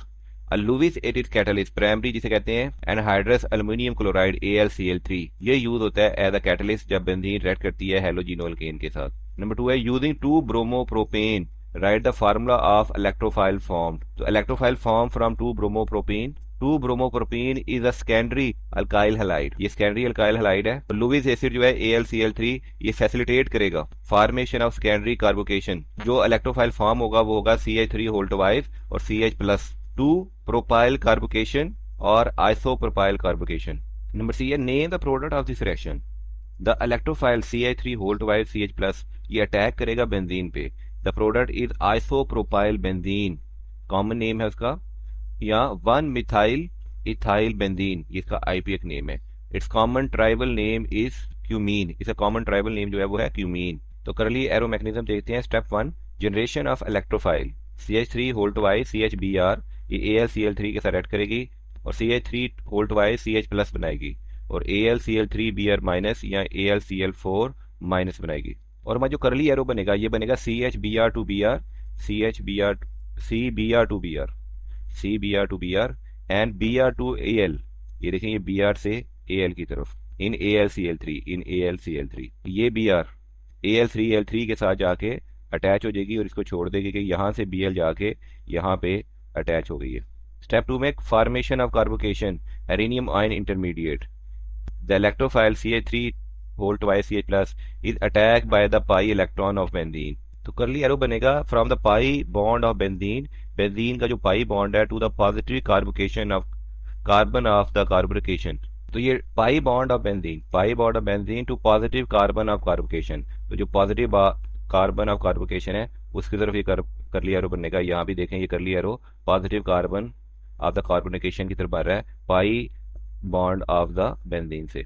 इससे arenium ion बनेगा intermediate with positive charge is delocalize, जिसमें positive charge delocalize है, यहाँ भी हो सकता है, यहाँ भी हो सकता है, यहाँ भी हो सकता है, कहीं भी हो सकता है over the ortho para carbon. तो आर्थो पैरा कार्बन में ये कहीं भी हो सकता है। Step 3 regeneration of aromaticity final product. The base AlCl4- remove a proton, वो अपने तरफ प्रोटॉन मूव कर देगी, form sp3 carbon of arenium ion. और हमारा जो करली एरो बनेगा वो CH bond on sp3 carbon से टू AlCl4- बेस की तरफ बनेगा। ये रीस्टोर कर देगा एरोमेटिक पाई सिस्टम को, यील्डिंग आइसोप्रोपाइल बेंजीन, और जिससे हमारा आइसोप्रोपाइल बेंजीन बन जाएगी और ये हमारा स्ट्रक्चर होगा आइसोप्रोपाइल बेंजीन का और रीजनरेट हो जाएगा AlCl3 कैटलिस्ट। तो H+ AlCl4- के साथ ऐड करके AlCl3 कैटलिस्ट को रीजनरेट कर देगा। अब लास्ट में थ्योरेटिकल समरी भी लिख सकते हैं कि फ्राइडल-क्राफ्ट अल्काइलेशन रिलाई करता है लुईस बेस कैटलिस्ट पे, और बुक से फ्राइडल-क्राफ्ट रिएक्शन में अल्काइलेशन में ये रिएक्शन आप लिख सकते हैं। यहाँ पे आप देख सकते हैं करली एरो भी देख सकते हैं आप। फिर एरेनियम आयन कैसे बनेगा, ये कैसे ये पाई का double bond carbonation positive carbon पे अटैक करेगा और लास्ट में हमारा जो कैटलिस्ट है वो रीजनरेट हो जाएगा। To generate the carbonation electrophile from an alkyl halide, the carbonation attack the benzene ring forming a delocalized arenaeum ion intermediate, a base then deprotonate this intermediate, restoring the aromaticity and yielding the alkylated benzene product. The mechanism is highlighted the necessity of a strong electrophile for aromatic substitution. Question 3 है exceptionally stability of benzene molecule is due to resonance in it. तो why benzene has delocalized carbon-carbon double bond? तो reason देखते हैं for delocalized bonds. Benzene has delocalized pi bond because of its molecular structure. Each carbon atom ने sp2 hybridized किया होता है, resulting in a planar ring. ये this geometry allow the unhybridized 2p orbital on each carbon to the perpendicular to the ring plane and parallel to each other. ये हम short question number 8 और 9 में भी explain करके हैं, kindly जरूर देख लीजिएगा शॉर्ट क्वेश्चन नंबर 8 और 9। These p orbital overlap sideways. ये p orbital जो होते हैं तमाम ये overlap करते हैं sideways, not just with one neighbor but equally with both adjacent carbon atom. वो सिर्फ एक neighbor के साथ नहीं sideways overlap नहीं करते, दोनों neighbors के साथ sideways overlap करती हैं।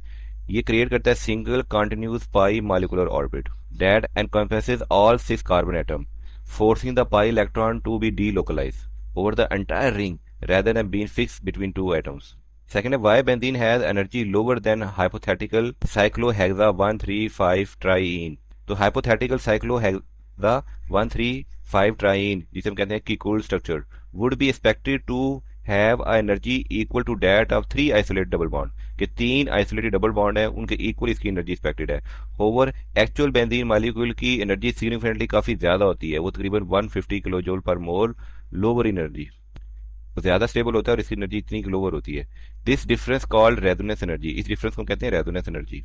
Arise from electron D localisation.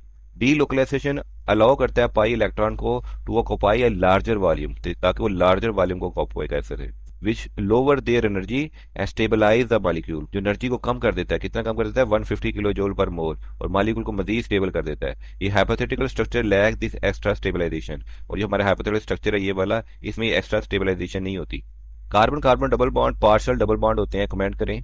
जैसे क्वेश्चन नंबर 8 और 9 में हम एक्सप्लेन करके आ चुके हैं कि इसका बॉन्ड लेंथ होती है 1.39 एंगस्ट्रॉम होती है, जो डबल और सिंगल बॉन्ड के दरमियान में होती है. तो ये हमारी स्टेटमेंट है, carbon carbon double bond in benzene, ये partial double bond is a useful way to describe their character. ये बहुत यूजफुल वे है करैक्टर को डिस्क्राइब करने के लिए.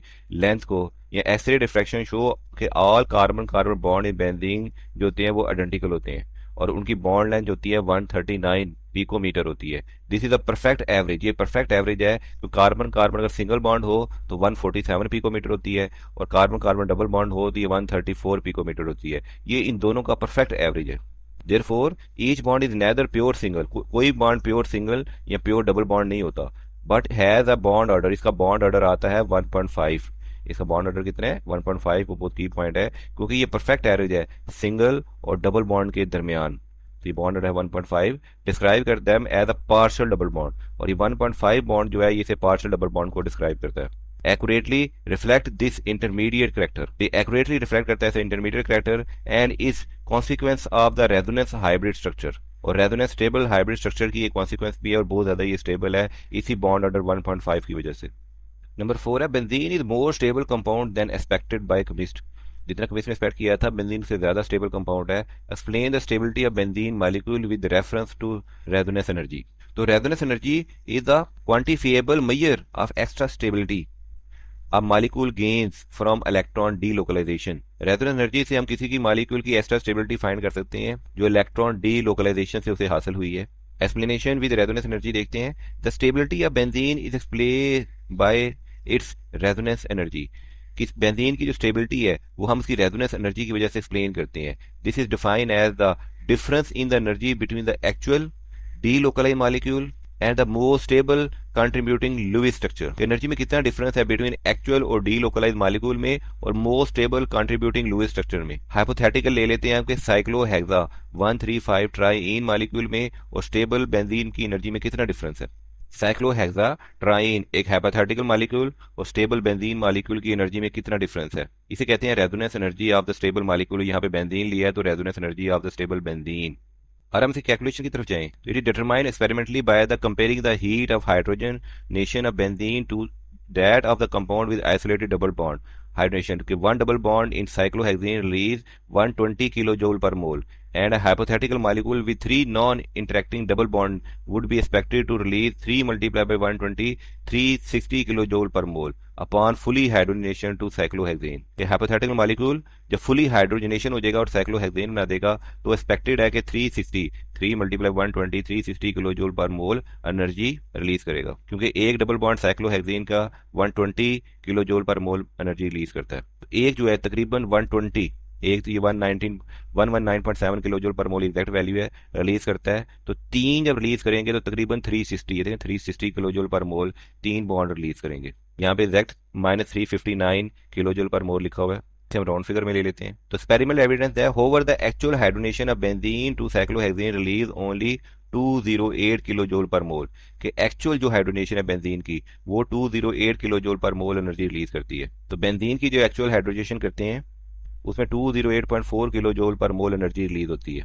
हाइपोथेटिकल ने की थी 360 या 359, इसने किया 208.4.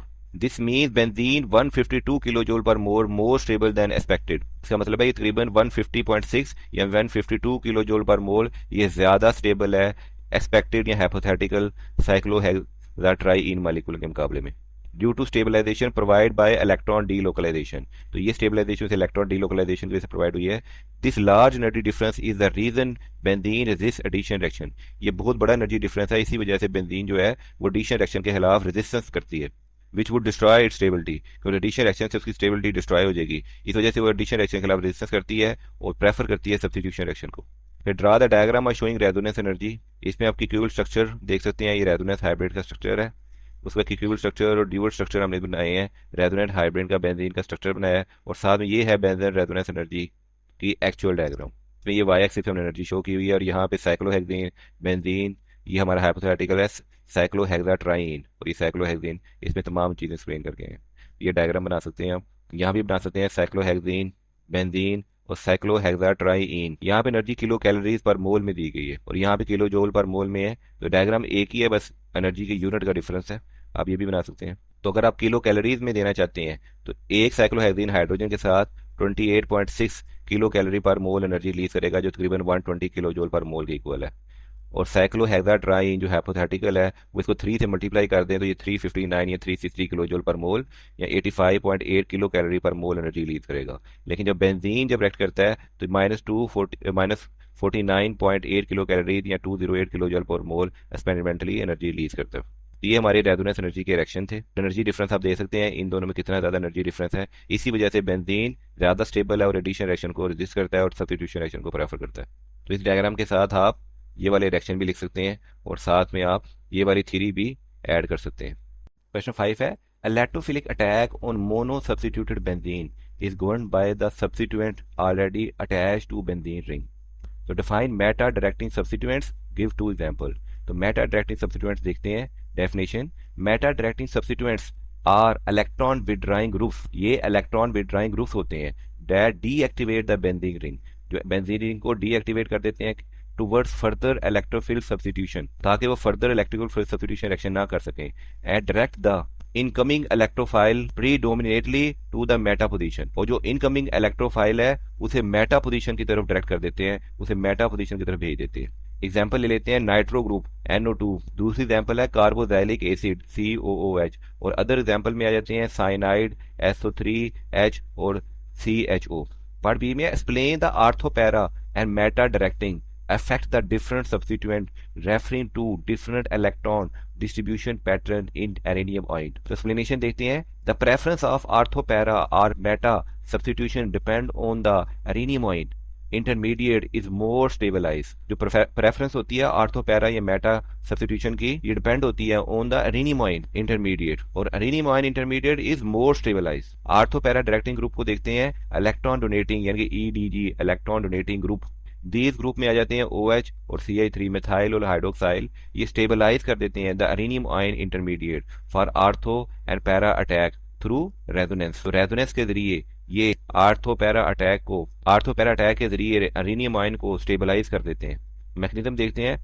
फॉर अटैक एट आर्थो और para position the positive charge in the arenium ion appears on the carbon that hold the substituent, and EDG like OH can donate a lone pair directly into the ring, delocalizing and stabilizing this positive charge through resonance.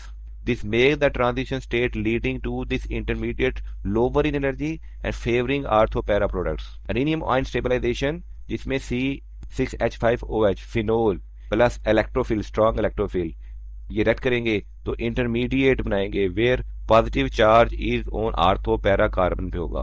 फिर resonance form where O bear positive charge. तो meta directing group में electron withdrawing EWG group या electron withdrawing group, this group में include है NO2, ये destabilize कर देते हैं एरेनियम आयन को इंटरमीडिएट को, स्पेशली फॉर आर्थोपैरा अटैक। जैसे इलेक्ट्रॉन डोनेटिंग ग्रुप ये स्टेबलाइज कर देते थे एरेनियम आयन को, बिल्कुल इसके अपोजिट इलेक्ट्रॉन विड्राइंग ग्रुप जिसमें NO2 शामिल है ये डीस्टेबलाइज कर देते हैं एरेनियम आयन को, specially for ortho para attack. Mechanism देखते हैं। For ortho and para attack the positive charge is placed on carbon adjacent to the strongly electron withdrawing group. This is highly destabilized because the electron withdrawing group pulls electron density away from the already electron deficient carbon.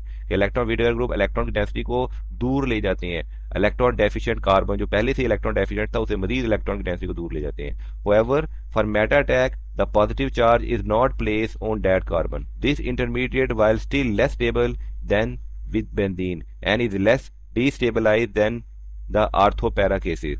Therefore, meta attack is favored by default. Rhenium ion destabilization. The resonance structure that places the positive charge next to the electron withdrawing group like NO2 is highly unstable and not favorable. Theoretical summary देते हैं. The directing effect is the result of the differential stabilization of the rhenium ion intermediate. Ortho-para directors are electron donating groups that stabilize the intermediate for attack at those positions via resonance donation. Meta directors are electron withdrawing groups that strongly destabilize the intermediate for both ortho and para attack, making the less destabilized meta pathway the most favorable route. 6 में है कि जो nitrobenzene होती है undergo nitration और nitration करती है लेकिन much more slowly than benzene benzene के मुकाबले में बहुत स्लो करती है. एक्सप्लेन व्हाई दिस हैपन, ये क्यों होता है. And predict how the rate would change if a methoxy group were present instead. तो एक्सप्लेन करें कैसे रेट चेंज होगा अगर मिथाऑक्सी ग्रुप प्रेजेंट हो. की कंसेप्ट देते हैं. This question contrast the strong deactivating effect of the nitro group with strong activating effect of a methoxy group. तो एक्सप्लेनेशन देखते हैं कि क्यों नाइट्रोबेंजीन स्लो होती है. द नाइट्रो ग्रुप जो NO2 है ये पावरफुल इलेक्ट्रॉन विड्राइंग ग्रुप है. ये बहुत पावरफुल इलेक्ट्रॉन विड्राइंग ग्रुप है due to its strong inductive and और रेजोनेंस इफेक्ट. इंडक्टिव और रेजोनेंस इफेक्ट की वजह से ये बहुत ही स्ट्रॉन्ग इलेक्ट्रॉन विड्राइंग ग्रुप है. ये पुल कर देता है इलेक्ट्रॉन की डेंसिटी को away from the benzene ring. Benzene ring से इलेक्ट्रॉन की डेंसिटी को दूर ले जाता है. This significantly decrease the electron density, जिस वजह से इलेक्ट्रॉन डेंसिटी जो होती है बहुत डिक्रीज हो जाती है of the pi system, making the ring much less nucleophile. जिससे जो रिंग होता है बहुत कम न्यूक्लियोफाइल रह जाता है. The much attractive to an electrophile like an nitronium ion. और ये लेस अट्रैक्टिव हो जाता है. देखिए जब लेस न्यूक्लियोफाइल हो जाएगा उसके इलेक्ट्रॉन बहुत दूर चले जाएंगे, उस पर नेगेटिव चार्ज कम हो जाएगा तो उसकी अट्रैक्शन भी कम हो जाएगी. उसके पास इलेक्ट्रॉन नहीं है तो जो इलेक्ट्रोफाइल है उसकी तरफ अट्रैक्ट भी कम होगा. जब उसकी तरफ अट्रैक्ट भी कम होगा तो उसका रिएक्शन स्लो हो जाएगा. Consequently the rate of electrophile substitution nitration is much lower. इसी वजह से इलेक्ट्रॉन की डेंसिटी कम होने की वजह से अट्रैक्शन कम होने की वजह से जो नाइट्रोनियम आयन का इलेक्ट्रोफिल सब्स्टिट्यूशन या नाइट्रेशन रिएक्शन है वो बहुत स्लो हो जाता है एज कम्पेयर टू बेंजीन. फिर है prediction of anisole methoxy benzene. If a methoxy group जिसमें OCH3 वर प्रेजेंट इंस्टेड, अगर ये प्रेजेंट हो the rate of nitration would be much faster than for benzene. तो नाइट्रेशन का जो रेट है वो बहुत ज्यादा तेज हो जाएगा बेंजीन के मुकाबले में. The oxygen atom in the methyl group has lone pair. Methoxy group में एक ऑक्सीजन एटम प्रेजेंट होता है, उसके पास एक लून पेयर होता है और ये lone pair can donate into the benzene ring through resonance. और ये लून पेयर डोनेट हो जाता है into the benzene ring through resonance, जिसे कहते हैं R positive effect. This strong electron donation increase the electron density. अब जो इलेक्ट्रॉन लून पे डोनेट हुआ है इससे द स्ट्रॉन्ग इलेक्ट्रॉन डोनेशन की वजह से इलेक्ट्रॉन डेंसिटी बहुत ज्यादा इंक्रीज हो गई है. इलेक्ट्रॉन डेंसिटी बहुत ज्यादा इंक्रीज हो गई है, बहुत ज्यादा इलेक्ट्रॉन हो गए हैं ऑफ द रिंग. स्पेशली किस पोजीशन पे, आर्थो और पैरा पोजीशन पे बहुत ज्यादा इलेक्ट्रॉन डेंसिटी इंक्रीज हो गई है, मेकिंग इट हाईली न्यूक्लियोफिल, जिससे ये बहुत ज्यादा हाईली न्यूक्लियोफिल हो जाता है और वेरी रिएक्टिव हो जाता है टू द इलेक्ट्रोफाइल. जब बहुत ज्यादा न्यूक्लियोफिल हो जाएगा तो इलेक्ट्रॉन डेंसिटी बहुत ज्यादा हो जाएगी तो इलेक्ट्रोफाइल बहुत प्रेफरेबली इस पे अटैक करेंगे, बहुत ज्यादा इस पे अटैक करेंगे, जिससे वेरी रिएक्टिव हो जाएगा टू इलेक्ट्रोफाइल लाइक NO2. तो nitration of anisole occur rapidly, इससे नाइट्रेशन ऑफ एनिसोल बहुत तेजी से होगी. इवन अंडर माइल्ड कंडीशन भी हो तब भी बहुत ज्यादा तेजी से होगी क्योंकि बहुत ज्यादा हाईली न्यूक्लियोफाइल हो गया है, इसकी डेंसिटी बहुत ज्यादा इंक्रीज हो गई है तो जो इलेक्ट्रोफाइल है इसे बहुत तेजी से अटैक करेगा. थियोरेटिकल समरी देखते हैं. The rate of electrophile aromatic substitution is governed by the ability of the existing substituent to donate या विथड्रॉइंग इलेक्ट्रॉन डेंसिटी. तो इलेक्ट्रोफिलिक एरोमेटिक सब्स्टिट्यूशन एक वन होती है कि सब्स्टिट्यूएंट के बाद डोनेट या विथड्रॉइंग इलेक्ट्रॉन डेंसिटी हो. अगर वो डोनेट करेंगे तो रिएक्शन फास्ट हो जाएगा, इलेक्ट्रॉन की डेंसिटी को विथड्रॉ करेंगे तो रिएक्शन स्लो हो जाएगा. Strong electron withdrawing group like NO2 ये डीएक्टिवेट कर देते हैं रिंग को तो रिएक्शन बहुत ही स्लो हो जाता है. लेकिन स्ट्रॉन्ग डोनेटिंग ग्रुप जिसमें है OCH3 ये एक्टिवेट कर देते हैं रिंग को ड्रामेटिकली और इंक्रीज कर देते हैं reaction rate compare to unsubstituted benzene. 7 है toluene undergo bromination in presence of FeBr3. Predict the major products and justify the position of substitution. तो प्रिडिक्शन ऑफ मेजर प्रोडक्ट्स करते हैं। Bromination of toluene will yield a mixture of product with ortho bromotoluene या para ब्रोमोटोलीन। तो जब टोलीन की bromination करेंगे या तो आपके पास आर्थो ब्रोमोटोलीन बनेगा या पैरा ब्रोमोटोलीन बनेगा as the major product. The para isomer is often the major product due to less steric hindrance. और इसमें पैरा जो आइसोमर है ये ज्यादा बनेगा क्योंकि इसकी स्टेरिक हाइड्रेस बहुत ही कम है as compare to ortho position. यहाँ पे आप रिएक्शन भी देख सकते हैं टोलीन का ब्रोमीन के साथ। इसमें पैरा ब्रोमोटोलीन इसकी स्टेरिक हाइड्रेस बहुत कम है क्योंकि दोनों बल्कि ग्रुप ना अपोजिट साइड पे हैं, तो इसके चांसेस ज्यादा हैं। और आर्थो ब्रोमोटोलीन में दोनों बल्कि जो है एक ही साइड पे हैं, इसलिए इसके चांसेस कम है, इसकी प्रोबेबिलिटी कम है। तो ये रिएक्शन आप लिख सकते हैं। इसमें जस्टिफिकेशन देख सकते हैं। The methyl group CH3 is an ortho-para directing group. It donates electron density into the benzene ring through hyperconjugation, and the weak donating from CH sigma bond and small inductive effect positive, the electron donation activate the ring. ये electron donation ring को activate कर देंगे, making it more active, इससे ज़्यादा active हो जाएंगे than benzene के मुकाबले में, and increase the electron density specifically at ortho and para position. ये ortho और para position पे electron की density को increase कर देंगे related to itself. When the electrophile, जब कोई electrophile bromine B पॉजिटिव जब इस पे अटैक करेगा तो preferably directed to these electron rich side, ये अटैक करके इस साइड पे या इस साइड पे जाएगा, directed to the these electron rich sides. The arenium ion intermediate form और बी में एरिनियम आयन इंटरमीडिएट भी बनेगा for ortho para attack, stabilise by electron donating effect of the methyl group, और वो स्टेबलाइज हो जाएगा electron donating effect of methyl group, और उससे हमारे पास ज्यादा चांसेस है कि पैरा ब्रोमोटोलीन बनेगी कम स्टेरिक हाइड्रेस की वजह से। समरी देख लेते हैं। Activating group like CH3 donate करते हैं electron density to the ring, जिससे इलेक्ट्रोफिल जो अटैक है वो ज्यादा फैसिलिटेट हो जाता है। ये donation stabilise the positive charge of arenium ion intermediate specifically when attack occur at ortho and para position. ये ज्यादा स्पेसिफिकली तब होता है जब अटैक अकर हो पैरा और आर्थो पोजीशन पे, मेकिंग दीज पाथवेज फास्टर, ये पाथवे फास्टर रहते हैं, and leading to ortho para products. Steric often favour the para product, steric hydrogen जो होती है वो फेवर करती है पैरा प्रोडक्ट्स को। 8 में chlorobenzene is treated with nitric acid and sulphuric acid. Chlorobenzene को हम ट्रीट कर रहे हैं नाइट्रिक एसिड और सल्फ्यूरिक एसिड के साथ। Explain which position of the NO2 group is most likely to occupy and why, considering both resonance and inductive effect of chlorine. तो predictive position देखेंगे। The nitro group will be directed primarily to the ortho para position, जो nitro group है वो primarily जाएगा toward the ortho para position with the para isomers being the major product, जिसमें para isomers major product होंगे क्योंकि इसमें steric हाइड्रेस सबसे कम होगी ड्यू टू स्टेरिक फैक्टर्स। जैसे क्वेश्चन 7 में भी हम एक्सप्लेन कर रखेंगे पैरा पोजीशन की स्टेरिक हाइड्रेस सबसे कम होती है, इसलिए इसके जो चांसेस है बनने के सबसे ज्यादा होते हैं। तो जस्टिफिकेशन देते हैं resonance with inductive effect. The chlorine substituent exert two completing electronic effect. पहला है inductive effect. Chlorine is electronegative, it pull electron density towards itself. Chlorine बहुत स्ट्रॉन्ग इलेक्ट्रोनेगेटिव है, ये इलेक्ट्रॉन की डेंसिटी को अपनी तरफ खींच लेगा through the sigma bond, and इसे कहेंगे विड्रॉइंग इलेक्ट्रॉन डेंसिटी। ये इलेक्ट्रॉन की डेंसिटी को अपनी तरफ ले जाएगा from the ring. This effect, आपको इलेक्ट्रॉन की डेंसिटी को अपनी तरफ ले गया, इसकी वजह से ये डीएक्टिवेट कर देगा रिंग को।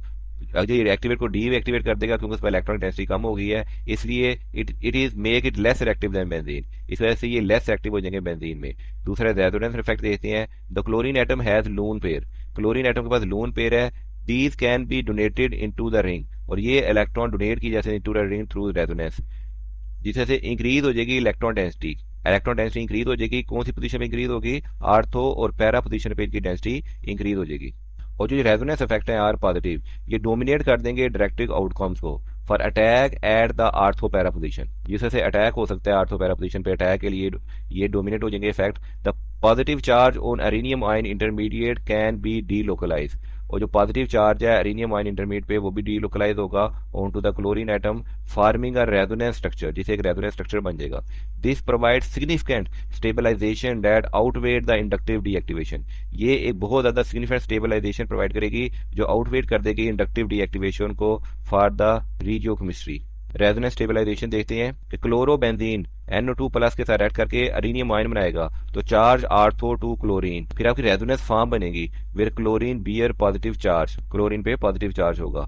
This stabilisation is only possible for, ये स्टेबलाइजेशन सिर्फ पॉसिबल है आर्थो और पैरा अटैक के लिए, for meta attack no such resonance stabilisation occur, meta attack के लिए कोई भी ऐसी रेजोनेंस स्टेबलाइजेशन अकर नहीं होगी and the inductive deactivation dominate, और मीटा अटैक पे इंडक्टिव जो डीएक्टिवेशन है वो डोमिनेट कर देगी, तो मेकिंग मीटा अटैक वेरी अनफेवरेबल, जिस वजह से मीटा अटैक जो बहुत ही ज्यादा अनफेवरेबल होगा, सिर्फ और सिर्फ आर्थो और पैरा पोजीशन पे अटैक होंगे। सुटेबल समरी देते हैं, ortho inductive withdrawing halogens are orthopara-director because their strong resonance relation stabilize the rhenium ion intermediate specifically for attack at those position। those position से मतलब है कि this makes them deactivating yet orthopara-directing are unique behavior among substituent।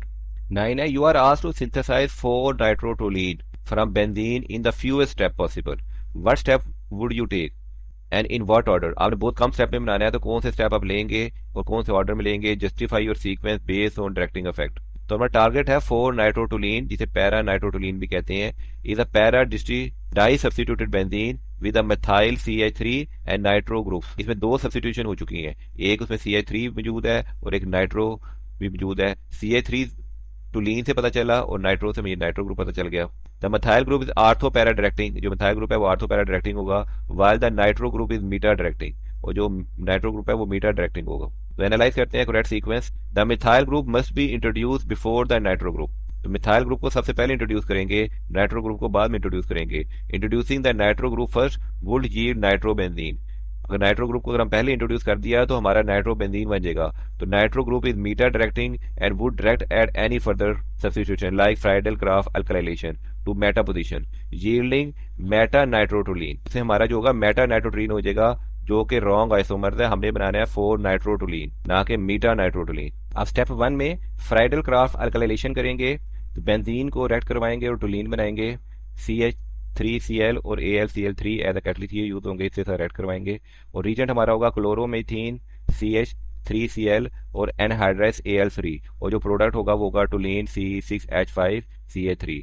Justification, the methyl group is an activator and an ortho para director. इसमें reaction भी दे सकते हैं कि बेंजीन का CH3Cl के साथ हम रिएक्शन कराएंगे, AlCl3 हमारा कैटलिस्ट होगा, लेस टेम्परेचर पे होगा, और ये बन जाएगा टोलीन प्लस HCl। जिसमें मैकेनिज्म देखते हैं कि CH3Cl और AlCl3 ये दोनों रिएक्ट करेंगे और ये मिथाइल रेडिकल बनाएंगे और साथ में AlCl4 नेगेटिव चार्ज इंटरमीडिएट बनाएंगे। फिर बेंजीन CH3 रेडिकल के साथ रिएक्ट करेगा और CH3 यहाँ पे जाके इसकी पोजीशन पे अटैच हो जाएगा, साथ में एक हाइड्रोजन भी अटैच है, ये positive charge carbonation carbon atom है। अब ये हाइड्रोजन ये जाके यहाँ पे Cl माइनस के साथ मिलेगा और HCl बना देगा, ये हमारे पास टोलीन बन जाएगी। और हमारा AlCl3 जिसने इंटरमीडिएट बनाया था, रिएक्शन इंटरमीडिएट, ये दोबारा रीजनरेट हो जाएगा, तो ये इंश्योर करेगा कि ये एज अ कैटलिस्ट यूज हो रहा है। इस तरह हम बेंजीन से टोलीन बना लेंगे।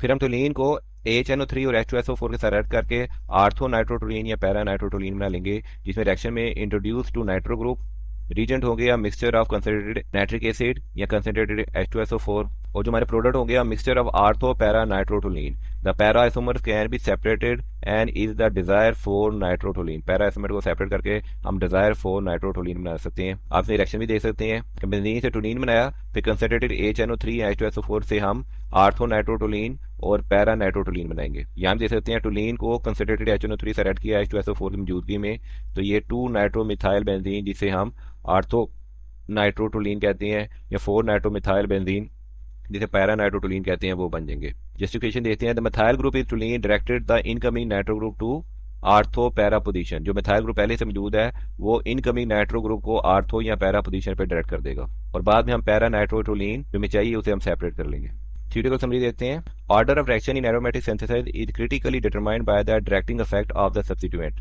An ortho-para director must be introduced before the meta-director to achieve para-di substitution.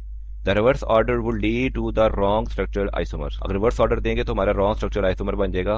Question last 10 है, design the synthesis for M-bromo-nitrobenzene starting from benzene. तो हमारा टारगेट है कि M-bromo-nitrobenzene है, ये एक मीटा डाई सब्स्टिट्यूटेड बेंजीन होगा विद ब्रोमो एंड नाइट्रो, दो ग्रुप अटैच होंगे और both group are meta directing, दोनों मेटा डायरेक्टिंग होंगे। तो analyze and correct sequence, either group can be introduce, दोनों में से कोई भी ग्रुप इंट्रोड्यूस किया जाता है first, as both are meta directing है। Over nitration should be perform first, लेकिन नाइट्रेशन में पहले करनी चाहिए, this is because bromination required a catalyst, क्योंकि ब्रोमिनेशन को कैटलिस्ट चाहिए लाइक FeBr3, और nitro group is strongly deactivating can coordinate strongly with Lewis acid catalyst. तो नाइट्रो ग्रुप जो है वो स्ट्रांगली डीएक्टिवेटिंग है, वो कैन कोऑर्डिनेट करेगा strongly with Lewis acid catalyst और पोटेंशियली पॉइजनिंग द कैटलिस्ट, और ये कैटलिस्ट को पॉइजनिंग कर देगा, जिस वजह से कैटलिस्ट अपना रोल नहीं प्ले कर पाएगा। And making the subsequent bromination very low and insufficient. उसके बाद हम जो सब्सिक्वेंट ब्रोमिनेशन करेंगे वो बहुत लो और इनसफिशिएंट होगी। And bromine is less sensitive to this issue, और ब्रोमीन जो है इस इशू में लेस सेंसिटिव है, इसलिए हमें पहले नाइट्रेशन करनी पड़ेगी फिर ब्रोमिनेशन करेंगे। पहले नाइट्रेशन के साथ रेड करवा के फिर ब्रोमिनेशन के साथ रेड करवाएंगे, क्योंकि ब्रोमीन को रेड करवाने के लिए कैटलिस्ट की जरूरत होती है। एंड नाइट्रो ग्रुप जो है ये स्ट्रांगली डीएक्टिवेटिंग है और can coordinate strongly with Lewis acid catalyst like FeBr3, potentially poisoning the catalyst and making the subsequent bromination very low and insufficient, जिस वजह से हम नाइट्रेशन पहले करवाएंगे। पहले रिएक्शन में नाइट्रेशन करवाएंगे, reaction is introduction to nitro group. पहले नाइट्रो ग्रुप का इंट्रोडक्शन करेंगे, हमारे रीजेंट होंगे कंसंट्रेटेड HNO3 और कंसंट्रेटेड H2SO4 और प्रोडक्ट होगा नाइट्रोबेंजीन। ये देख सकते हैं HNO3 के साथ कंसंट्रेटेड H2SO4 के साथ 333 केल्विन टेम्परेचर पे हम बेंजीन के साथ रिएक्शन करवाएंगे और ये बन जाएगा नाइट्रोबेंजीन, साथ में वाटर मॉलिक्यूल प्रोड्यूस होगा। तो फर्स्ट हम कराएंगे नाइट्रेशन HNO3 और H2SO4 में और नाइट्रोबेंजीन बनाएंगे। फिर हम करेंगे bromination, introduce to bromo group. इसमें रीजेंट यूज होंगे Br2 और लुईस एसिड कैटलिस्ट यूज करेंगे FeBr3। The reaction will be slower than the with benzene due to deactivation. ये रिएक्शन स्लोअर होगा विद बेंजीन डीएक्टिवेशन की वजह से, और जो प्रोडक्ट बनेंगे since the nitro group is meta directing the major product will be meta bromo nitrobenzene. क्योंकि nitro group जो मेटा डायरेक्टिंग है तो हमारा जो मेजर ग्रुप होगा वो होगा मेटा ब्रोमो नाइट्रोबेंजीन। तो ये हमारी नाइट्रोबेंजीन बन गई थी। इसे FeBr3 as a catalyst use होगा, लुईस एसिड कैटलिस्ट। इसकी यूज में Br2 के साथ रेड करवाएंगे तो ये बन जाएगा मेटा ब्रोमो नाइट्रोबेंजीन। तो इस प्रोसेस में ये मेटा ब्रोमो नाइट्रोबेंजीन हमारा तैयार हो जाएगा। साथ में अब ये दो रिएक्शन लिख सकते हैं। इसके साथ हमारे आर्थ और पैरा आइसोमर्स के थोड़े से मिक्सचर भी हो सकते हैं स्मॉल क्वांटिटीज में, लेकिन जो मेटा प्रोडक्ट है वो डोमिनेट होगा। तो ये हमारा रिएक्शन हो गया, मेन स्ट्रक्चर रिएक्शन हमारा ये हो जाएगा। तो 3 लिख लेते हैं। For synthesising meta disubstituted benzene with 2 deactivating group the order can often be interchange. Order को इंटरचेंज भी किया जा सकता था, लेकिन however practical concentration such as the potential for a strongly electron withdrawing group, जैसे कि है like NO2 to coordinate with and deactivate a Lewis acid catalyst dictate the optimal sequence. ये डिटेक्ट करता है ऑप्टिमल सीक्वेंस को। Introduction the nitro group first, avoid the complication in the bromination step. तो nitro group पहले introduce करा देंगे ताकि complication avoid किया जा सके ब्रोमिनेशन स्टेप में। Thank you my friends.